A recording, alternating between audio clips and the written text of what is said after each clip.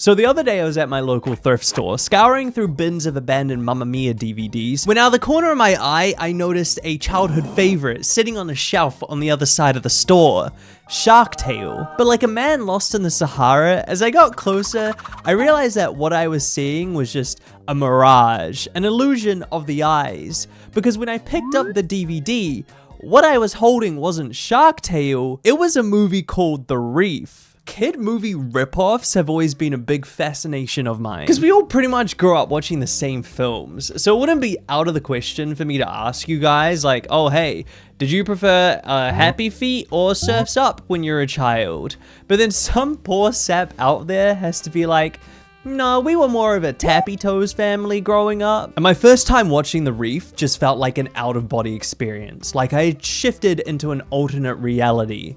The cast is filled with a star-studded lineup of actors you sort of remember from the 2000s. The animation is god-awful, and there's genuinely more racist stereotypes in this movie than I thought you could fit into a kid's film. I go to my home. What I say is my home. My favorite factoid about this movie, however, is that it was originally released under the name Shark Bait, but they had to change it to The Reef because if this logo doesn't scream, "Sue me, please God, sue me," then I don't know what does. So grab your snorkels and let's dive in to The Reef. So the film opens up over the beautiful Boston Harbor with a narrator who sets up the story that's about to follow. This water would spook us. It's the color of phlegm, or possibly mucus. The salty sea spray is like the stuff that comes out of your nose when you sneeze. Dude, that's the same metaphor 3 times. We're 30 seconds in and the writers are already being lazy. Also, how is that fish alive? We're then introduced to the protagonist of the film, Pi, and his family. And straight off the bat, you've got a classic small town versus big city dilemma. It's safe on the reef. There's no fishing. The water's clean. But honey, I love Boston. So Daddy Fish wants to raise Pi in the Boston Harbor for cultural opportunities, but Mummy Fish wants to take him to a place called the Reef where her cousin Pearl lives because she's a fish racist. In Boston Harbor, Pi can meet fish from all over the world. Oh, like those salmon. What a classy bunch they were. All of them talking about how they just couldn't wait to get upriver and SPAWN. Pi's then shooed away from his parents not even 30 seconds after he starts talking to them, and he goes off and meets a new friend. You're a dolphin, right? I'm a porpoise. Was that also fish racism? Isn't that just proof that ignorance is taught to our children? Haven't seen you around here before. I'm just passing through. We're migrating. You're lucky. I wish I migrated. I never go anywhere. Should have kept your mouth shut, kid, because that monkey's paw is about to curl. A giant fishnet comes through the harbor and captures Pi and his family, but the parents make a sacrifice and open a hole for Pi to swim out of, but they apparently can't fit through the hole themselves. Dude, who's fishing in this harbor? Like, what commercial fishing company is like, you know what, boys? Double the heads on the fish means double the price at the market. So Mother Fish's dying wish is for Pi to go over to the reef to be with his Aunt Pearl, and the porpoises who met Pi not a minute before this happened are like, yeah, you can come with us, we're going that way. Once the net gets you, there's no coming back. Jesus, what a thing to say to a kid who just saw his parents get abducted. I didn't read the synopsis before watching this film, so to me, this set up as a really nice, like, oh, reverse Finding Nemo. Pi has to go on a big adventure to save his parents. He goes out to the open world, meets characters along the way to help him on his journey, faces obstacles, overcomes these obstacles with the help of his newly adopted brother Percy, and learns new tricks and life lessons along the way. And that does happen in about 3 minutes total. They just have a montage of all these like great adventures they go on and new things that Pi learns. And it's like, I want to watch that. Can I not see that happen? At one point they teach Pi how to breach water, which is very important for the movie, so just, you know, keep that in the back of your noggin. At the end of the montage, they reach the reef and Pi and Percy have both grown up? How long were they traveling for? There you go, dear. Just follow those stones and they'll take you right to the reef. So long, Purse. Wait, that's it? That was the goodbye to your adopted family? That's the kind of goodbye you give to your friends when they're going back to their hometown after a weekend staying with you. Not the kind that you give to your adopted family. Also, I almost missed it, but he calls the mother porpoise Mum? I never forget your help, Mom. I'm pretty sure this is meant to be a significant moment, but their entire relationship is built around this one word, and they never interact again outside of this. You know, for a fish who spent his entire life in the polluted waters of Boston, you'd think he'd be a little bit more excited to be in the reef. I mean, it was only his mother's dying wish. Wow, what an asshole. Pi stops to ask these 3 old swordfish for directions, so you'd think he'd then go to Aunt Pearl's, but he gets distracted by seeing this photo shoot happening, which is where we meet the love interest, Cordelia, and the annoying sidekick, Dylan. That's Cordelia, dude. Where have you been? Cordelia is getting her photo taken by these underwater sea divers, which actually leads to one of the better jokes in the movie. She's a model. She's been on the cover of National Geographic. Twice. I said it was a better joke, not that it was a good joke. Pi sees Cordelia and boom, instant fireworks, which leads him to zone out and float over and interrupt the photo shoot. Huh? What? No! You've ruined my shot! Buffoon! Pi and Cordelia talk, and Cordelia, instant fireworks. What did you say your name was? Pie. Well, Pi from Boston. Welcome to the reef. The two split off, and Cordelia goes to save this little crab who got flipped over, and for no genuine reason that I could find, the crab is given a pretty offensive Indian accent. I have been wrong side up all day, and it has been most uncomfortable. Even when the credits roll, the character is listed as Indian Crab, and you're not gonna believe the voice actor. It's Rob Schneider. Rob Schneider voices a total of 9 characters in this film, and all but like 2 of them are just corny stereotypes. Pelican gonna swallow you whole. You gonna pay the price! Here come the pigeon! What's the matter, boy chick? So then you would think we would be off to meet Aunt Pearl, but no, because a hot new bombshell has entered the reef. You taste like tuna! You are what you eat. Troy's the main villain of the film, and he's meant to be this giant existential threat to the reef because, you know, he's a tiger shark. And I will say at times he gives off really off-putting energy, but he never feels too much like a threat because he sounds like a 17-year-old boy. Turtle. So Troy wants to make Cordelia his mate, and I don't know, guys. I think this guy might be a little toxic. You got no family? No one to protect you from the dangers of the deep? The only danger in this part of the deep is you. Well then, all the more reason to get on my good side. Troy, I don't know if you can really protect against the real danger the reef faces. Coral bleaching. Oh, and then Pi comes over to help Cordelia, and he just gets absolutely pummeled. I don't really know what he was expecting to happen. I looked it up, and Pi is apparently something called a carpenter flasher rouse. I'm definitely saying that wrong. And according to Wikipedia, those things only grow 8 centimeters. Troy is 37 times bigger than Pi. Oh, and don't think Pi's new bestie Dylan is coming over to help or anything, because he's too busy pissing on the henchmen. There's also this insane character motif where anytime Troy leaves a scene, he starts rapping. Who can do what he wants just because? Who ain't afraid of no lobster claws? Troy! It doesn't even work. I don't know what they were going for. Like, I can understand the rapping part, but they didn't give him a melody. Okay, so now we have the crux of the film, right? It's not a grand adventure. There's an outside threat to the reef, and Pi, the newcomer, has to save the reef. So it's Shark Tale. They just combined the 2 successful fish films of the time and then made it into one bad ripoff.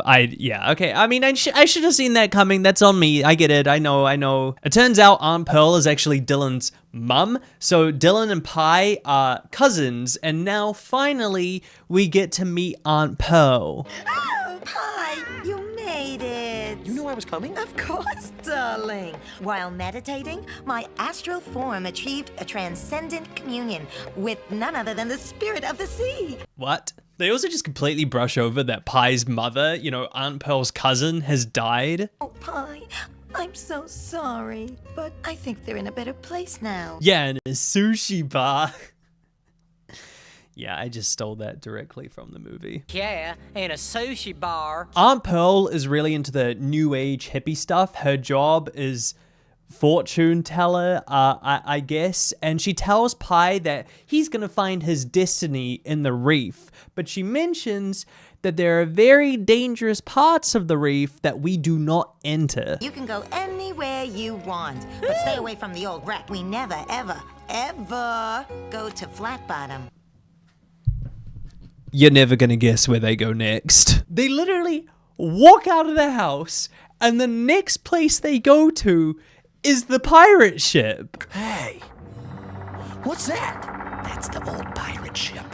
You're not afraid of ghosts, are you? No! I'm not afraid of anything! Why are we so close all the time? What are they going for here? Like, I understand there's not a whole lot going on in the background, but you're in the ocean, the vast, expansive ocean. This entire movie is like 90% close-ups. They make sure you can see every single detail on the fish's face and nothing else. Oh yeah, and it turns out that the pirate ship isn't actually haunted. There's just a grumpy old turtle in there who doesn't like to be visited. So Dylan and Pi are scared away, and then they just swim over to Flat Bottom.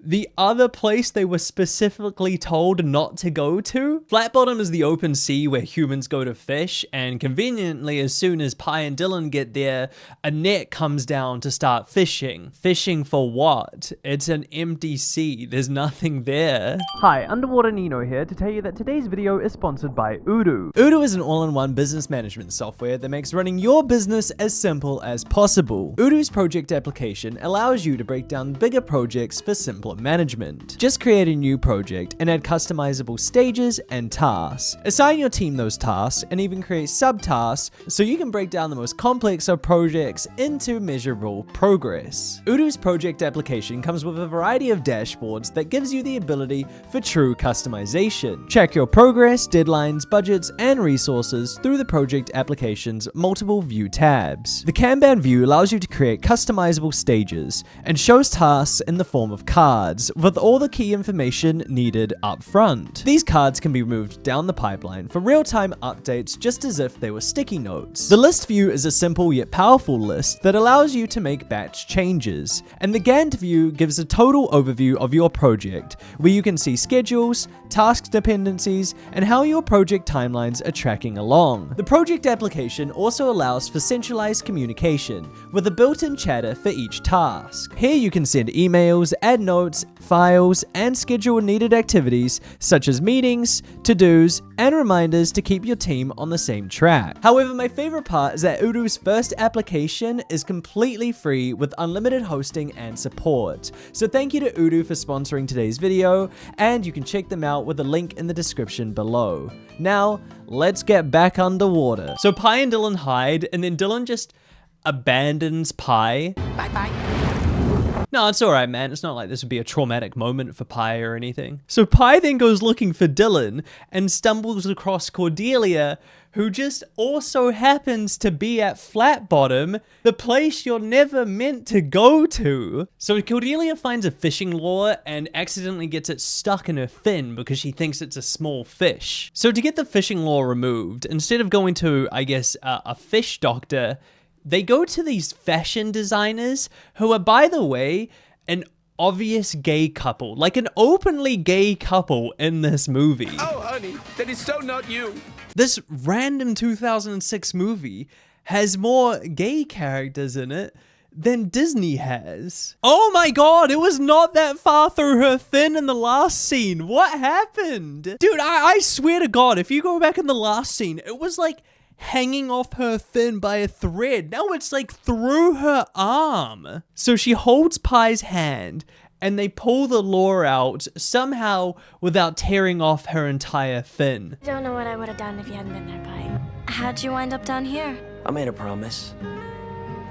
Or maybe it's destiny. Some destiny to have your parents turn into sashimi. Also, they bring up destiny a few times in this film, but only when it feels like the writers didn't have a theme they were working with. For the first half of the film, it feels like the running motif, but then in the second half, they completely switch out the major theme for something totally different, which I'll get to later on. And yes, I know movies can have more than one theme. Don't make me whip out my film major degree. So Cordelia invites Pie to go see a movie with him later that night. And then in the next scene, Dylan just arrives back because, well, Pie needs someone to talk to. They go back to the old shipwreck, for some reason, where they see these 3 squids try to steal a blue pearl from Narissa, who ends up just kicking their asses. Oh! Narissa killed that guy. So what the hell was that? Was he like waterbending? What, is that a martial art or can he just do that? Turtly awesome. Dude, every joke in this movie is just a terrible fish pun. Dude, at some point they try to add these like pop culture references as well because that's what Shark Tale did, but they never fully commit to the bit. Hold your seahorses. Is that Ricky Marlin? Was that a Ricky Martin joke? Because we didn't even see the Marlin. His back was to the camera the entire time. I feel like, hey Nino, what's with the pearls? Are they important? They're pretty much engagement rings in this universe. If you give them to another fish and they say yes, you're together forever. So Pie and Cordelia finally attend the show. And in my opinion, this is the strangest scene in the movie. The show they go to watch is a seal named Mr. Thornton reciting poetry. Awful poetry. And I know that you'll want to get all of the facts, so stick a fin in your ear and dig out the wax. Dig the wax from your ears. You'll see more dead air.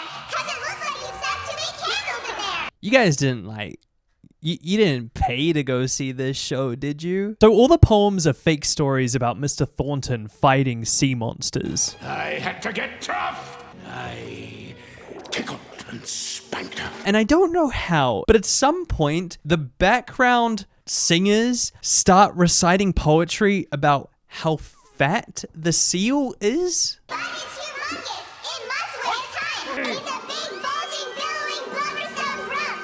It's bigger by far than a humpback whale's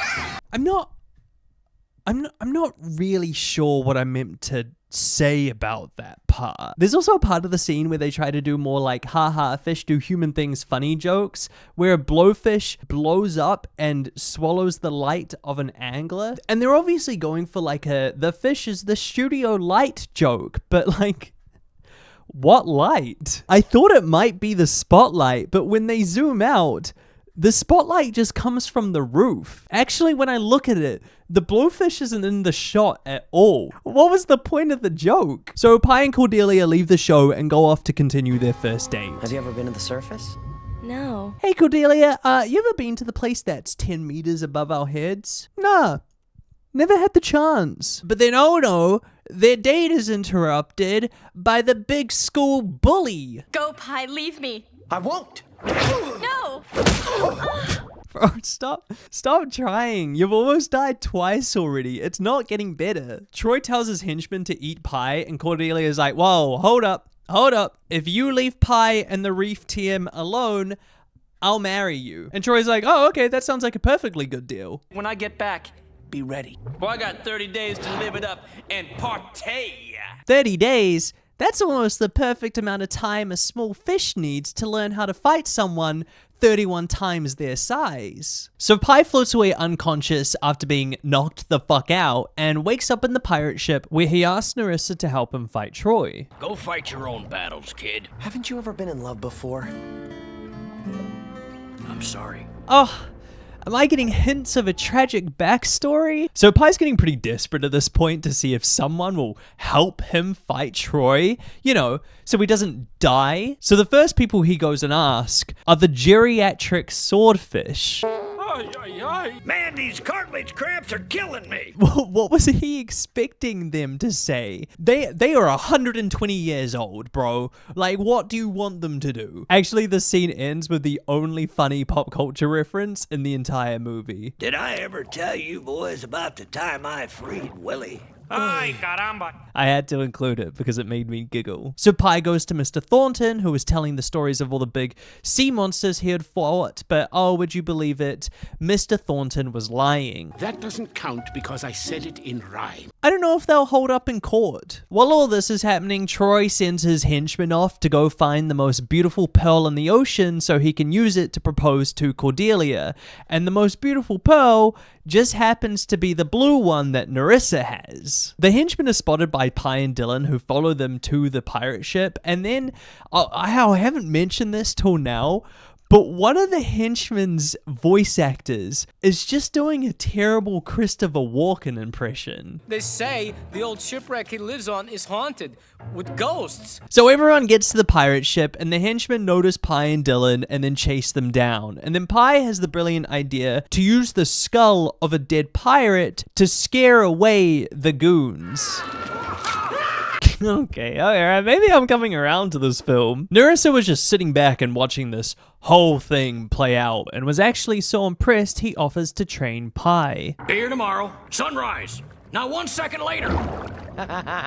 Cool. Dude! Wait, what? What happened to meeting at sunrise? It was nighttime in the last scene, and now it's like midday. Did he miss the training? I can't let you go. I've heard from the ethereal netherworld, and they think this is an incredibly stupid idea. Wait, hang on, Aunt Pearl. What happened to finding your destiny in the reef? Having an old master teach you his ways, that feels pretty destiny fulfilling, right? And maybe I can't save Cordelia, but Aunt Pearl, I've got to try. This is the third mother figure that Pie says goodbye to, by the way. 2, I can understand, but 3, you're getting a little greedy. So Pie meets up with Nerissa, not at sunrise, might I add, and Nerissa's big plan for how to take down Troy is to use the reef as a weapon. Some folks find a dark enclosed space disorienting.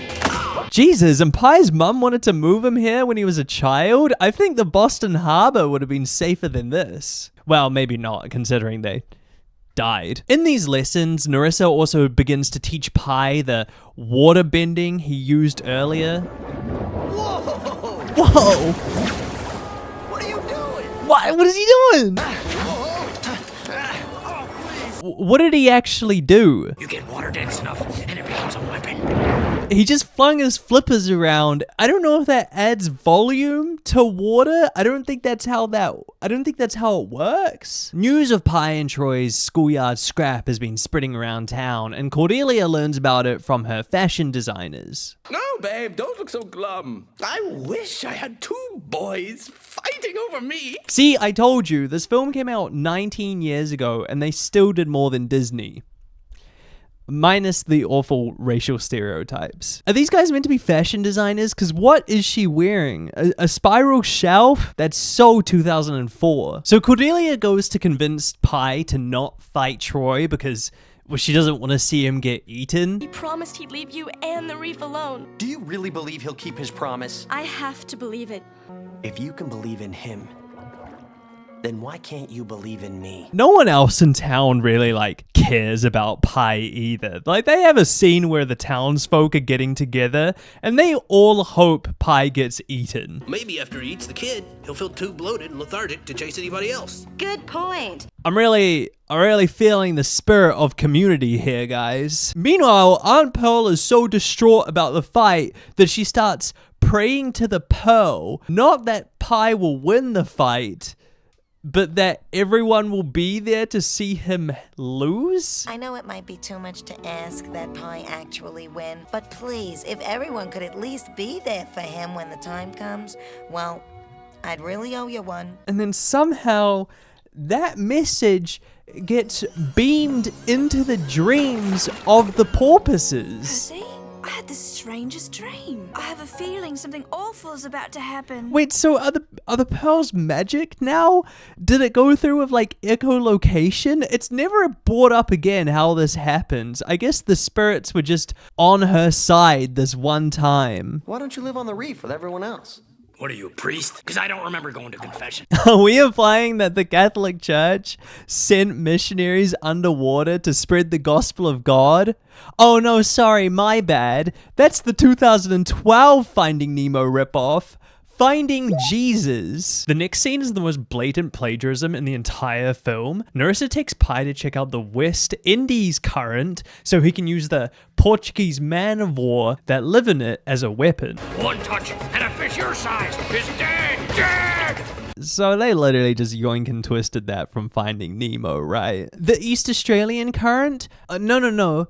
It's the West Indies current. A horde of jellyfish? Oh, no. See, they're Portuguese man of war. Different from a jellyfish, so you can't sue us. The next scene, Pi and Dylan go to Aunt Pearl's where they find that her pink pearl had been stolen, presumably by Troy's henchmen, but they never show Troy's henchmen stealing the pearl. In fact, Troy's henchmen never even mention the pink pearl. They don't go to the reef, they don't pass by it. There's not even an implication that they might have stolen the pearl. It's just gone. So Pi keeps trying to learn this waterbending technique, but he sucks at it and he keeps blaming Narissa. I thought you were gonna teach me how to fight like you. I don't stand a chance. Hey! He just brushed it gently. Wait, if they wanted to establish he was bad at waterbending, why did he not like waterbend, accidentally shoot out some water and knock over the pearl? That makes so much, oh my god, they're so dumb. So Narissa explains that the pearl is special because it's the one he gave his wife before she died. And how'd she die? Yeah, she got fished up in flat bottom. My wife got hooked out on flat bottom. I begged for help, but nobody came. They all hid on the reef, where it's safe. Yeah, cause they're fish. You can waterbend. Why didn't you save her, Narissa? After training, Pi runs into one of the old swordfish who says that Narissa and them used to be a gang together back in the day. We were all of us pretty close back before his, Well, that's a long story. It wasn't that long. He explained it like 30 seconds ago. And if you've been wondering where Troy's been this entire time, he's been partying it up with his boys, having a bachelor party for the last 30 days. And by partying it up, I mean swimming around in a circle. I actually liked the scene because it establishes that Troy's like the smallest shark in this side of the ocean, and they all bully him for it. I never thought you'd be the first one to go squirt. Now that's villain reasoning I can get behind. Pi finally learns to waterbend, then has one last romantic night with Cordelia before Troy arrives for the big fight. Pi uses everything he's been taught from Narissa, using himself as shark bait, hence the title of the film, to lure Troy into dangerous parts of the reef, hence the other title of the film. No!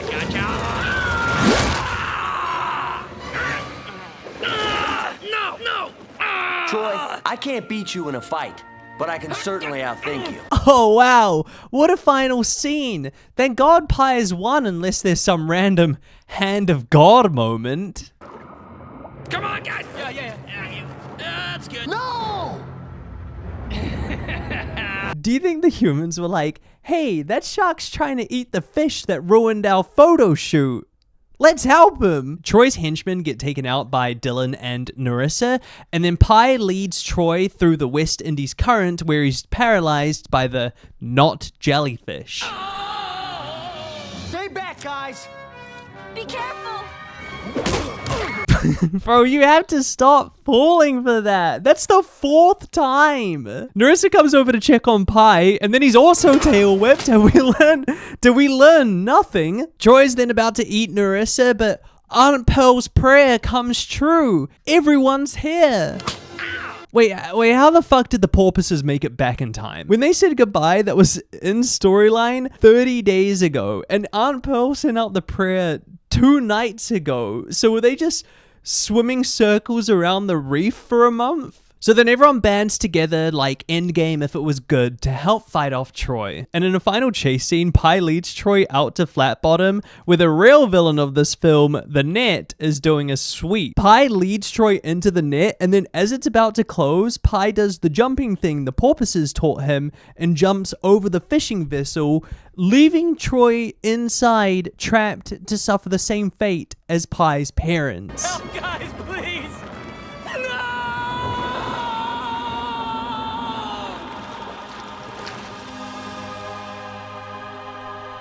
Oh my god. And then everyone gets together and starts celebrating and rapping about how Troy is gonna be eaten. Who's the shark who's mean and rotten and going to be served with potatoes au gratin?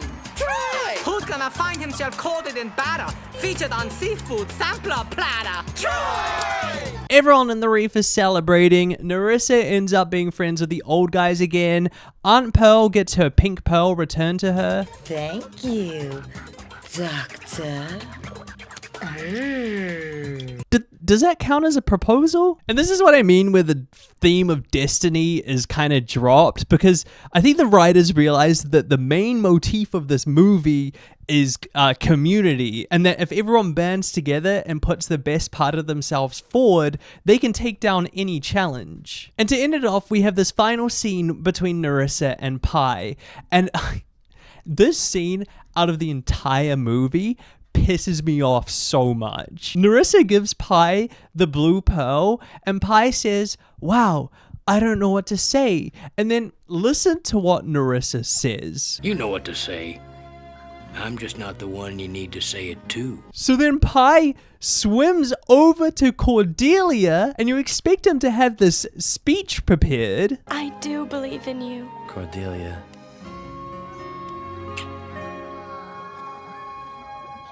He didn't say anything. He genuinely just doesn't say anything. What was he meant to say? Did no one look at the script and go, oh, hang on, that maybe doesn't make any sense? That was the Reef. That was shark bait. And you know what? By my 6th time watching this, maybe it wasn't as bad as I originally thought. The movie did only have a budget of $2.3 million, which is pennies in the animation world. I think Finding Nemo had something like a $94 million budget, and that was in 2003. And somewhere between the awful fish puns, the excessive close-ups, and shockingly bad animation, there's something of a story in there. It also turns out that the movie made enough money to warrant a sequel, and if you thought, oh wow, maybe that ending with Troy was a little fucked up, don't worry, don't feel bad, because it turns out in the next movie, Troy wasn't eaten. He was just kept in a tiny cage and used as a test subject for experimental vaccines. So, much better. Maybe Sharkbait 2 will be another video, and if you enjoyed this one, consider subscribing or watch another one of my videos. The world is your oyster. Fish pun.